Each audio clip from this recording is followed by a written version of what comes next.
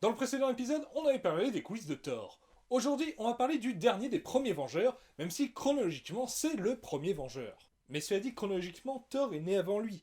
Donc, a priori, c'est pas lui le premier Avengers. Bref, aujourd'hui on parle des coulisses de Captain America, First Avenger.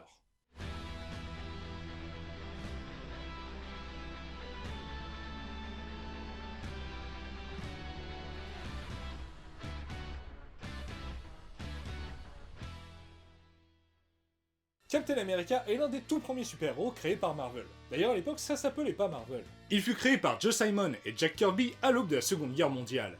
Il affronta principalement les nazis. Le but des auteurs était de sensibiliser aux dangers que représentait le Reich. Après la guerre, le perso a progressivement perdu en popularité et a disparu dans les années 50. Il est revenu plus tard dans les années 60 après la formation des Vengeurs. Même si en France il était un peu moins populaire qu'aux États-Unis, il est depuis plusieurs décennies l'une des stars de l'univers Marvel. Et il avait déjà eu droit à plusieurs adaptations au cinéma. Le personnage a été très vite adapté dès 1944 dans un serial, qui sont donc un genre de film découpé en épisodes ou une série diffusée au cinéma.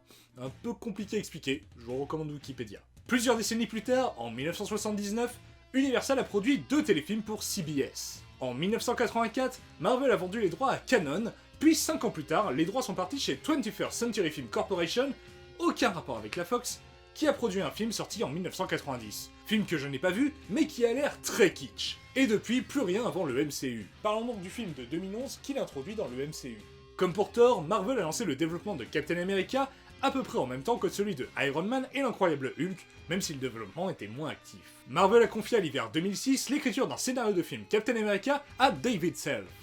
Comme pour Thor, il y a eu un gros questionnement pour savoir quand devait se passer le film.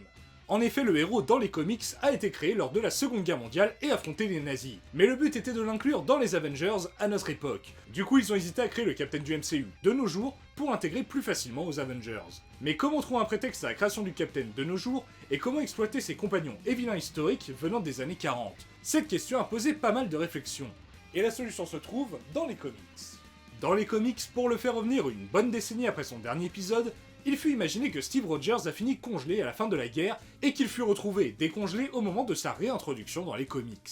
Il fut donc décidé de reprendre cette idée pour le Steve Rogers du MCU, mais au cinéma, au lieu d'avoir été congelé une vingtaine d'années, il l'a été pendant 66 ans. Après la sortie d'Iron Man et l'incroyable Hulk, la production s'est accélérée. Le producteur qui a supervisé les aspects créatifs du film et qui était focus dessus au jour le jour, c'est le vice-président du développement et de la production, Stephen Broussard, qui avant s'était occupé de l'incroyable Hulk. En novembre 2008, le réalisateur Joe Johnston, que Marvel courtisait depuis plus d'un an, signa pour réaliser le film. Parmi les raisons que l'on peut citer pour expliquer ce choix, il y a le fait qu'il a déjà fait des films d'époque, de super-héros, et qu'il maîtrise les effets visuels, à la fois pour les films qu'il avait déjà réalisés, mais aussi parce que avant de diriger les films, il bossait chez ILM. D'ailleurs, pour les fans de Star Wars, c'est lui qui a designé Boba Fett. Et il a proposé un duo de scénaristes qui depuis a été très prolifique dans le MCU. Le duo Christopher Marcus et Stephen McFeely, scénaristes de la trilogie Narnia, fut choisi pour écrire Captain America. Il faut croire qu'ils ont gardé peu de la version de David Self, puisqu'il ne fut pas crédité au générique. Au cours de l'écriture, plusieurs rôles ont été coupés, notamment les barons Zemo et Strucker, qui devaient être aux côtés de Schmidt, mais ils les ont retirés pour pas les gâcher en les ayant comme simple second rôle. Ils sont par contre apparus plus tard dans le MCU. Il a aussi été évoqué de faire un caméo de James Holloway et Eric Lencher, mais ça aurait pas été très cohérent. Ça a été annulé pour des raisons de droit, vu que les X-Men appartenaient à la Fox. Intéressons-nous maintenant au lieu de tournage du film. Marvel Studios avait signé un deal avec Raleigh Studios pour y tourner 4 films dans les studios de Manhattan Beach. Mais finalement, pour le 3e film de ce deal, ils sont allés tourner ailleurs. Captain America a été tourné en Angleterre. Cela est probablement lié au fait que le film se passe en partie en Europe, entre autres à Londres, au fait qu'il y a des villes comme Liverpool et Manchester où l'équipe du film a trouvé des coins qui peuvent ressembler à des rues new-yorkaises des années 40, et de toute façon, ça aurait été impossible de tourner des scènes dans le vrai New York des années 40. Mais aussi probablement parce que le Royaume-Uni offre des crédits d'impôt plutôt sympas. D'ailleurs, le budget du film est de 140 millions de dollars, et c'est donc le moins cher de la phase 1 à égalité avec Iron Man 1. Le film aurait sans doute coûté plus cher s'il avait été tourné dans un pays sans crédit d'impôt. Cela explique pourquoi une partie des acteurs du film sont britanniques. D'ailleurs, parlons du casting. Le film n'a non pas une, non pas deux, non pas trois, d'ailleurs si, 3 directrices de casting. Les 2 habituelles, ainsi que Priscilla John, qui est britannique et a donc probablement géré principalement le casting des acteurs britanniques. On se concentre sur les acteurs en commençant par le héros du film, Steve Rogers. Sam Worthington et Will Smith ont été en discussion avec Marvel pour jouer le Captain, mais les discussions n'ont pas abouti. De nombreux autres acteurs ont été envisagés. Pour les tests, Joe Johnston a décidé de ne pas filmer uniquement des scènes de dialogue, mais aussi des scènes d'action, afin de voir si l'acteur sera crédible en super soldat. Et il y en a un que Marvel et Johnston voulaient vraiment pour ce rôle, c'est Chris Evans, qui était intéressé par le personnage de Steve Rogers, mais il était pas trop chaud et a refusé à 3 reprises. Surtout par peur que la célébrité empiète sur sa vie privée, et pour pas s'enfermer dans un contrat de nombreux films. Et quand il y a un problème chez Marvel Studios, who you gonna call? Robert Downey Jr. Downey a appelé Evans, a discuté avec lui et l'a convaincu de devenir le héros à la bannière étoilée. Néanmoins, Chris No. 2 n'a pas signé pour 9 films comme le souhaitait Marvel, mais seulement pour 6 films, comme Chris No. 1 pour Thor. Il a été payé 300 000 $ pour ce film, c'est plus que Hemsworth pour Thor, mais il faut dire que Evans avait un CV plus gros, même si bon, il n'y a pas que des chefs-d'œuvre. Le même mois, en mars 2010, c'est le méchant Crâne Rouge qui fut casté. Et ils ont pensé à un acteur bien précis dès le début. C'est Hugo Weaving, que Joe Johnston avait déjà dirigé dans son précédent film. Plutôt bon choix puisqu'il faut avouer que cet acteur a la classe. Parfait pour jouer un grand méchant de ce genre. Il a signé pour plusieurs films, mais je ne sais pas précisément combien. Weaving a créé son accent allemand en s'inspirant de celui du réalisateur allemand Werner Herzog et de l'acteur autrichien Klaus Maria Brandauer. En avril 2010, l'un des comédiens qui avait candidaté pour jouer le Captain, Sebastian Stan, fut choisi pour le rôle de son meilleur ami, James Barnes alias Bucky. Il a signé pour un contrat de 9 films. Ce qui montre bien que Marvel avait déjà prévu que le personnage reviendrait, et donc qu'il n'était pas mort. D'ailleurs, Joe Johnston le confirme dans les commentaires audio. Mais donc, il a 3 films de plus que Chris Evans sur son contrat. Est-ce que c'est en lien avec le fait que dans les comics, Bucky reprend le costume de Captain America? J'en sais rien, mais il est plus que possible que Marvel l'ait fait, au moins par sécurité. Pour se préparer, il a maté plein de films et documentaires sur la Seconde Guerre mondiale et a été très inspiré par le film Frères d'armes. Plusieurs actrices ont été envisagées pour le rôle de l'agent Carter, le love interest badass du Captain. Emily Blunt, qui sans un conflit de calendrier aurait été Black Widow à la place de Scarlett Johansson, a refusé le rôle. C'est l'actrice anglaise Hayley Atwell qui eut le rôle au final. Et elle a eu un bon entraînement physique et de baston pendant quelques semaines. Et contrairement à la Peggy Carter des comics, la version du MCU n'est pas américaine mais britannique. Atwell a donc pu garder son accent. En mai, Toby Jones, Dominic Cooper et Tommy Lee Jones furent castés. Pour Dominic Cooper, c'était impressionnant de jouer le père de Tony Stark, car d'une certaine manière, c'est passé derrière Robert Downey Jr. Le mois suivant, Neil McDonough fut choisi pour être l'un des principaux membres du Commando Hurlant. Pour le rôle du Dr Erskine, c'est l'acteur Stanley Tucci qui fut choisi. Il a accepté le rôle parce qu'il voulait avoir l'occasion de jouer avec un accent allemand. D'ailleurs, il gardait son accent, y compris entre les scènes. Avant le tournage, le script a eu droit à quelques retouches par Joss Whedon. Joss Whedon est rentré dans la discussion finale pour diriger Avengers en avril 2010 et a signé en juillet. Entre-temps, il a fait quelques réécritures sur Captain America pour que les deux films collent, puisqu'ils ont des points communs. Son héros, bien sûr, qui est un peu déboussolé à la fin du film, mais aussi le Tesseract. Au passage, des rumeurs démenties ont dit que Edgar Wright, qui bossait toujours sur son script d'Ant-Man en parallèle de ses autres projets, a fait quelques réécritures sur Captain America. Présentons les hauts responsables du tournage au Royaume-Uni. La production a été supervisée par Nigel Costello, c'est la première fois qu'il est crédité sur un film en tant que producteur exécutif, mais il a été production manager depuis plus de 10 ans, et entre autres sur le précédent film de Joe Johnston. Mitchell Bell, l'un des 2 responsables de la production physique de Marvel, a aussi contribué à superviser la gestion de la production du film. Le directeur de la photographie, Chelly Johnson, qui s'était occupé de l'image des 3 films précédents de Johnston, fut choisi comme directeur photo de Captain America. Le film est le premier du MCU à être essentiellement tourné avec des caméras numériques, en l'occurrence principalement des caméras de la marque Arri. Comme tous les films suivants du MCU sortis à ce jour, le film au final a une résolution 2K. Et comme Thor et tous les prochains films du MCU, il est converti en 3D en post-production. Joe Johnston a également repris Rick Henrich, le production designer de son précédent film, qui s'est également occupé de plusieurs films de Burton, de Pirates des Caraïbes, ainsi que du plus beau des Star Wars.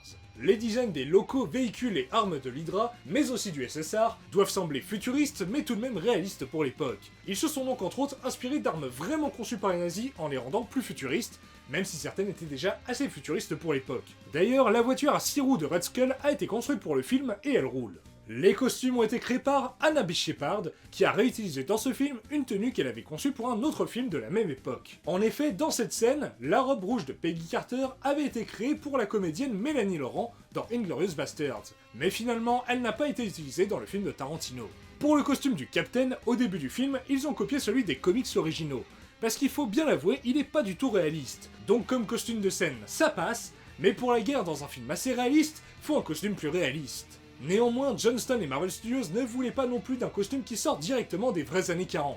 ça reste un film de super-héros. Il a donc été décidé de trouver un juste milieu entre le costume des comics et celui des militaires. Il en est de même pour les soldats d'Hydra, dont les costumes sont des versions modernisées du design des comics. Pour le casque du Captain, les lanières sont inspirées de lanières des casques de parachutistes de l'époque. Et d'ailleurs, comme souvent pour ce genre de costume de super-héros, le casque a été moulé sur la tête de Chris Evans afin que le casque épouse parfaitement le visage du Captain. Pour son bouclier, comme le marteau de Thor, il y a plusieurs versions. Un en vrai métal pour les gros plans, un magnétique pour l'accrocher facilement dans le dos, et un en caoutchouc pour les cascades. Le but étant de ne pas se faire fracasser la gueule à la moindre cascade. En parlant des combats, les cascades furent supervisées par le cascadeur et dresseur de chevaux britannique Steve Dunt. Et la seconde équipe fut dirigée par Jonathan Taylor, habituellement directeur de la photographie de seconde équipe, qui avait déjà été le réalisateur seconde équipe d'Iron Man 2. Toujours sur les cascades, vous aurez peut-être remarqué que le Captain lance peu son bouclier. C'est Joe Johnston qui voulait que ça reste exceptionnel pour qu'il se batte pas toujours de la même manière. Pour le maquillage du crâne rouge créé par Sean Harrison, le visage d'Hugo Weaving a été moulé pour servir de base aux prothèses. Contrairement à ce qui se fait d'habitude, les prothèses ont été faites en silicone. Comme pour les costumes, il fallait trouver un juste milieu pour ces prothèses. Faut pas reprendre le design tel quel des comics parce que ça aurait été un peu kitsch, mais faut pas non plus être trop réaliste parce que c'est un film PG-13, il faut pas que ça soit trop gore. Hugo Weaving avait 4 heures de maquillage tous les matins, ce qui est assez long et semble-t-il qu'il n'a pas trop apprécié. Le film se tourne sous le nom de code Frostbite, ce qui veut dire engelure, une brûlure par le froid. Peut-être que c'est un rapport avec l'état dans lequel finissent le Captain et Bucky. Parlons donc du tournage. Il a commencé le 28 juin 2010, soit moins de 2 mois après la fin du tournage de Thor. Les 2 premiers jours, ils ont tourné la première scène se passant lors de la Seconde Guerre mondiale. Dans cette scène, il y a l'acteur David Bradley que vous avez probablement déjà vu dans Game of Thrones, Doctor Who, la trilogie Cornetto ou Harry Potter. La première version de son costume a posé problème. Il ressemblait beaucoup trop à Rusard. Du coup, Anna Shepard et ses équipes ont dû refaire un nouveau costume que l'on voit dans le film. Dans cette scène, le tank est numérique, mais il y en avait un construit en vrai immobile sur le plateau. De même, pour la scène d'intro du film, cet extérieur a été tourné en studio, mais il y a peu d'effets visuels et pas de fond vert. Les montagnes au fond ont été construites, et avec un jeu de perspective, on dirait que c'est une grande montagne au loin, alors que c'est une petite maquette, proche, et le soleil était une lumière placée sur un rail. On note donc qu'il y a eu un effort pour faire un maximum de choses en vrai. C'est probablement lié au fait que Joe Johnston bossait chez YLM à l'époque où il faisait encore beaucoup de maquettes. Et tant qu'on parle de scènes tournées en studio, le gros du tournage a eu lieu dans les mythiques studios de Pinewood. Pour continuer sur le fait qu'ils ont évité au max les fonds verts, dans le décor du laboratoire où travaille Red Skull et Zola, la montagne derrière était peinte. Mais dans la plupart des plans, ils l'ont remplacée par une peinture numérique plus réaliste. Par contre, il y a des décors avec énormément de fonds verts. Il y a quelques éléments de décors construits, mais quand même énormément de fonds verts. Il y a eu beaucoup de décors à construire pour le film par rapport au nombre de plateaux disponibles. Une demi-dizaine, du coup la rotation se faisait assez vite et il n'était pas rare que la peinture soit encore fraîche au tournage. Comme beaucoup de films tournés à Pinewood nécessitant une grande zone de végétation, ils sont allés à Black Park, à côté de Pinewood, pour tourner le centre de formation militaire où sont entraînés les candidats à la transformation en super soldats. Là-bas, ils ont eu un problème avec l'herbe. À cause du déplacement de la lumière naturelle, le soleil, pour certains plans, ils étaient à des endroits où l'herbe était bien verte, et pour d'autres, là où l'herbe était morte. Du coup, pour uniformiser le tout, en post-production, ils ont dû tuer l'herbe verte numériquement. Dans le film, il y a une scène dans une petite ruelle new-yorkaise, et ils n'ont trouvé nulle part en Angleterre une rue comme celle-là. Heureusement, dans les décors extérieurs de Pinewood, ils ont trouvé une ruelle qui fait l'affaire. Ils ont également tourné à Manchester et Liverpool, pour doubler New York, et à Londres. Pour le camp militaire en Europe, ils sont allés à Bournewood, un bois vu dans plusieurs autres films et qui depuis a été revu à plusieurs reprises dans le MCU. Pour la prison d'Hydra où Captain America sauve ses futurs camarades, ils sont allés dans une ancienne usine d'armes au Pays de Galles. Et pour le reste de la base, ils sont justement allés dans une ancienne base militaire, transformée au milieu des années 2000 en studio de cinéma, les studios Long Cross. Ils y ont tourné à l'extérieur, quoi de mieux qu'une ancienne base militaire pour servir de décor de base militaire, mais ils ont aussi construit à l'intérieur. Ils y ont donc par exemple tourné la première rencontre entre le Captain et le Crâne Rouge. Joe Johnston voulait absolument qu'ils soient séparés avant qu'il y ait un véritable combat, afin de réserver ça pour le combat final. À la base, Crâne Rouge devait être beaucoup moins content que Zola les sépare et devait l'engueuler. Dans les studios de Long Cross, ils ont également construit la base londonienne du SSR. Le tournage principal s'est achevé au bout de 5 mois, le 3 décembre 2010. Passons à la post-production. Le montage est assuré par Robert Dalva, qui avait déjà collaboré avec Joe Johnston par le passé, ainsi que Jeffrey Ford, qui depuis a monté une demi-douzaine de films de Marvel Studios. Quelques scènes ont été coupées au montage, mais visiblement pas tant que ça. On notera la scène d'intro après le prologue, qui était plus longue. Parlons des effets visuels. Ils sont supervisés par Christopher Townsend, qui, comme Joe Johnston, était un ancien d'ILM. Il avait supervisé peu d'effets visuels à l'époque. Et le producteur des effets visuels, c'est Mark G. Soper. Le principal prestataire, c'est Double Negative qui avait déjà collaboré avec Marvel Studios en créant la séquence de Monaco d'Iron Man 2. Ils se sont occupés de la quasi-totalité des scènes dans la base d'Hydra. Ils ont donc bossé sur les scènes du décor du bureau de Red Skull, l'usine d'Hydra où le Captain réalise ses premiers faits d'armes et rencontre le Crâne Rouge, le vaisseau du combat final jusqu'au crash, mais également le début de l'attaque du train et la scène du début où Schmidt trouve le cube cosmique. Et du coup, Double Negative a conçu le plus gros des véhicules science-fictionnesques d'Hydra. Framestore s'est occupé du visage du Crâne Rouge pour la plupart des plans. Il modifiait le maquillage créé par Sean Harrison avec des retouches en 2D, mais également quelques bouts de visage faits en animation 3D. Le but étant de retirer le nez, amincir le visage et rendre plus réaliste la texture, sans pour autant rendre Hugo Weaving méconnaissable. Pour l'essentiel des plans, Framestore s'est juste occupé du visage de Red Skull, et le reste du plan était fait par une autre boîte, donc principalement Double Negative. Une boîte plus petite, The Senate, s'est occupée de la course-poursuite après la transformation de Steve. Ils se sont donc occupés de transformer les rues de Manchester et Liverpool en le New York des années 40. Ils ont également remplacé les faux pieds que portait Chris Evans pour ne pas se faire mal. Parce que même si dans cette scène il y a Thorin, on est dans Captain America, pas le Hobbit.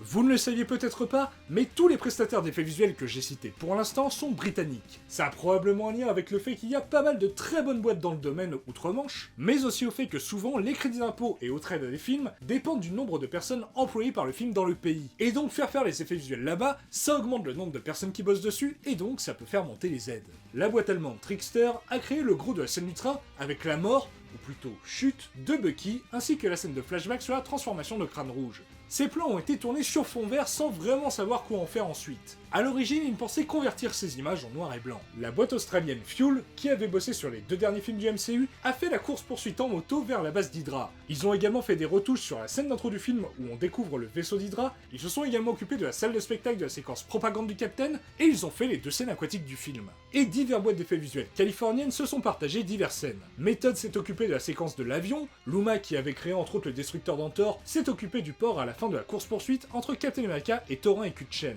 Lux Effects s'est occupé de la présentation de la voiture Stark à l'exposition universelle, et avec Visky qui avait bossé sur Thor et Iron Man 2, et d'autres boîtes, ils ont participé au montage où on voit Captain America et son équipe avancer et attaquer l'Hydra, ainsi que d'autres plans par-ci par-là. Et Evil Eye Pictures, qui avait également bossé sur les 2 précédents Marvel, s'est occupé de la discussion entre Peggy et Steve dans la voiture dans New York, avant la transformation, ainsi que le réveil de Captain America. Mais l'effet le plus impressionnant, c'est probablement Skinny Steve, le Steve Rogers pré-transformation.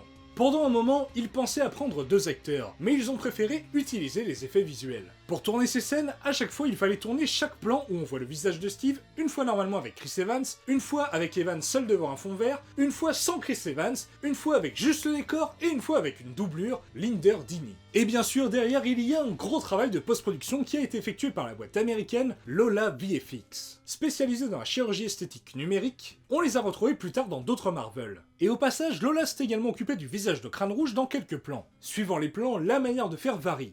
Parfois, il colle le visage d'Evans à la place de celui de sa doublure, c'est pratique quand Steve interagit physiquement avec un autre personnage. Dans d'autres scènes, Chris Evans, soit sur le plateau avec les autres acteurs, soit sur fond vert, est rapetissé et retouché pour effacer ses muscles. Du coup, quand il tournait en même temps que les autres acteurs pour compenser le fait qu'il est rapetissé, les gens devaient le regarder dans le menton au lieu des yeux, et lui devait les regarder au-dessus de leur tête. Il y a peu d'effets 3D pour créer Skinny Steve. En gros, c'est un peu comme de la retouche de photo, mais 24 fois par seconde. Ces scènes ont été tournées en priorité vers la fin du tournage, c'est probablement lié au fait que du coup, Evans n'a plus besoin d'être aussi musclé qu'au début du tournage. Terminons sur les effets visuels en disant que le générique a été créé par Rocket Studios, boîte qui fut rachetée après par Method Studios. L'idée de base proposée à Marvel s'inspirait d'un faux film de propagande nazie, visible dans The Rocketeer, également réalisé par Joe Johnston. Ici, au lieu de faire de la propagande nazie, ils ont animé de réelles images de propagande américaine. Au lieu de faire de l'animation 2D, ils ont créé des éléments 3D et ont utilisé des éléments pris des affiches en texture. Le film a eu droit à un tournage additionnel, quelques jours à New York, mais surtout en Californie. Le 24 avril 2011, soit la veille du début du tournage d'Avengers, la scène finale a été tournée à Times Square, à New York. À la base, la scène devait être beaucoup plus longue. Nick Fury, interprété par Samuel L. Jackson, devait résumer à Steve Rogers ce qui s'est passé pendant les décennies où il était congelé. En post-production, ils ont changé les écrans publicitaires de Times Square, probablement pour ajouter des placements de produits, mais surtout pour supprimer la bande-annonce du film Thor, ce qui n'aurait pas été très cohérent. Pour la scène juste avant où Rogers se réveille et s'échappe, les rumeurs ont dit que cet agent qui veille sur le Captain et alerte la sécurité devait à une époque être la Veuve Noire, incarnée par Scarlett Johansson. Finalement, c'est un autre personnage. Les reshoots ont continué en mai de l'autre côté des États-Unis, en parallèle du tournage d'Avengers. Ils sont allés tourner dans les studios Universal à Burbank. Universal, comme d'autres studios, a des décors extérieurs qui restent toujours en place et que vous voyez régulièrement à la télé et au ciné. Ils ont tourné sur un plateau reproduisant une vieille rue new-yorkaise pour rallonger la course-poursuite après la transformation de Steve Rogers. En studio, ils ont également retourné, entre autres, la scène du train pour la rallonger et y rajouter de la tension. Ils sont également allés à la Huntington Library, déjà utilisée dans Iron Man 2 et pour des scènes coupées de Thor. Ils y ont tourné le caméo de Stan Lee. À côté de lui, vous pouvez voir Red Brown, qui avait interprété Captain America dans les téléfilms de 79. Et d'ailleurs, Joe Simon, co-créateur de Steve Rogers, a été contacté pour faire un caméo, mais ça n'a pas abouti. Enfin, ils sont allés au Golden Oak Ranch, un studio extérieur qui appartient à Disney. Là-bas, ils ont tourné la scène où Dum Dum Dugan, Bucky et les autres sont emprisonnés par Hydra avant que le Capitaine les sauve lors de son premier fait d'armes. Mais finalement, la scène a été coupée au montage. Ils ont également tourné cette scène où Steve montre qu'avec son intelligence, il arrive à faire ce que ses camarades étaient incapables de faire avec leurs muscles. Le but de la scène était de montrer que Steve est malin. Ils ont également rallongé la taille de la base d'Hydra. On passe à la musique du film qui a été composée par un très grand monsieur du cinéma. En effet, elle a été écrite par Alan Silvestri, connu entre autres pour être le compositeur attitré de Robert Zemeckis, qui a donc composé l'une des musiques les plus célèbres de l'histoire du cinéma. La musique a été jouée par l'Orchestre de Londres, et pour l'anecdote, Silvestri ne s'est pas rendu au Royaume-Uni pour l'enregistrement. Il a supervisé depuis les États-Unis par écran interposé. Au passage, une chanson dans le film a été composée par un autre très grand monsieur du cinéma, dont vous connaissez forcément des mélodies si vous avez regardé des Disney. La chanson du Capitaine, chantée sur scène dans les spectacles de propagande, a été composée par Alan Menken, qui a notamment composé les musiques et chansons de La Petite Sirène, La Belle et la Bête, Aladdin, etc., etc. Et en parlant de compositeurs de Disney, pendant la scène de l'Expo Universelle où Howard Stark présente sa voiture du futur, on entend une reprise par Alan Silvestri de la chanson que Richard M. Sherman avait composée pour la Stark Expo de Iron Man 2. La musique du film fut éditée par Walt Disney Records qui avait déjà édité les musiques de Thor. Mais pour Thor, ils avaient pris un nom d'emprunt, Buena Vista Records. Cette fois, ils ont gardé leur vrai nom. Donc il faut croire que Disney assumait un peu plus d'avoir acheté Marvel. L'avant-première a eu lieu le 19 juillet 2011 au cinéma El Capitan de Disney, situé sur le Hollywood Boulevard. Le film est sorti le 22 juillet aux États-Unis et plusieurs semaines après en France. Ici, en France, le titre a été légèrement modifié. On a retiré comme souvent le THE, que de toute façon on prononce toujours mal. Au Québec, ils ont traduit le titre en français. Et en Russie et plusieurs autres pays de l'ex-URSS, ils ont juste gardé The First Avenger, traduit en russe afin d'éviter d'avoir le mot America dans le titre. Le film a rapporté 370 millions et demi de dollars au box-office mondial. C'est moins bien que Thor et les deux premiers Iron Man, mais ça reste mieux que la catastrophe L'incroyable Hulk. Comme on l'a plusieurs fois expliqué, les distributeurs récupèrent en général la moitié du box-office. Le reste part aux exploitants et aux impôts. Retirons donc ces 50%. Ensuite, le distributeur, Paramount, paye le marketing. Et son prix est confidentiel. Néanmoins, il ne faut pas oublier les partenaires publicitaires qui vont sponsoriser des événements type avant-première ou vont vouloir associer l'image du film à la leur dans des pubs. Donc on peut imaginer que le budget marketing est en grande partie remboursé par ces partenariats. Du coup, on ne le prend pas en compte. Ensuite, comme on l'a vu dans l'épisode 4, Paramount garde 8%. Et ensuite, il faut retirer le budget de 140 millions de dollars. Et il reste donc 30 millions et demi. Mais encore une fois, on n'a pas tous les indicateurs. Donc ce chiffre s'approche des bénéfices de Marvel, mais n'est pas le bon. Et il ne faut pas oublier les produits dérivés et les ventes vidéo et les droits TV et SVOD. Donc ce film a marché un peu moins que Thor. C'est pas un succès, mais c'est loin d'être un flop. Mais pour que la saga ait un grand avenir, il vaut mieux que les prochains films aient un succès à la Iron Man plutôt qu'à la Thor et Captain America. Et Hulk, n'en parlons pas. Tout va se jouer avec Avengers. C'est le plus gros budget de la phase 1. Il réunit tous les héros que l'on a vus dans les 5 films précédents, et s'il marche, il pourra donner envie aux spectateurs d'aller voir les films suivants. Mais s'il ne marche pas, ça pourrait tuer l'envie des investisseurs de financer les films de super-héros. Mais vu que cette vidéo sort en 2019, vous savez très bien que ça s'est plutôt bien passé. Pour conclure, parlons de l'avenir du Capitaine. Commençons en parlant d'un acteur. Hugo Weaving avait signé pour plusieurs films. C'est pour ça qu'à la fin il ne meurt pas, il est téléporté par le cube. Mais malgré cela, il a dit plus tard en interview que bien qu'il a apprécié l'expérience, il n'avait pas envie de revenir dans un Marvel. Parce que c'est pas le genre de film qu'il préfère faire. Et les prothèses c'est relou à porter. Mais qu'il reviendrait s'il était contractuellement obligé. Il faut donc croire que Marvel n'a pas voulu le forcer, car quand il lui a été proposé de revenir dans Infinity War, il a refusé et a été remplacé par Ross Marquand qui a des talents d'imitateur. Côté réalisation, Joe Johnston souhaitait revenir, mais semble-t-il que ses idées et celles de Kevin Feige et Marvel divergeaient. Il n'a donc pas empilé. Par contre, les deux scénaristes, Christopher Marcus et Stephen McFeely, sont restés à l'écriture. Côté production, Stephen Broussard est parti superviser les aspects créatifs d'Iron Man 3, puisque Jeremy Hachan, qui avait fait les 2 premiers opus, était occupé sur Avengers, sorti un an avant Iron Man 3. Et comme Captain America 2 est sorti à peine un an après Iron Man 3, Broussard ne pouvait pas s'occuper des deux. Il a donc laissé sa place sur Captain America 2. Mais avant d'avoir sa seconde aventure solo, le premier des Vengeurs rejoindra les Vengeurs. Et donc dans le prochain épisode, on parlera donc d'Avengers. En attendant, si vous avez aimé la vidéo, n'hésitez pas à la liker, à la commenter, à la partager et à vous abonner, c'est important pour que la chaîne grandisse. A bientôt pour Avengers.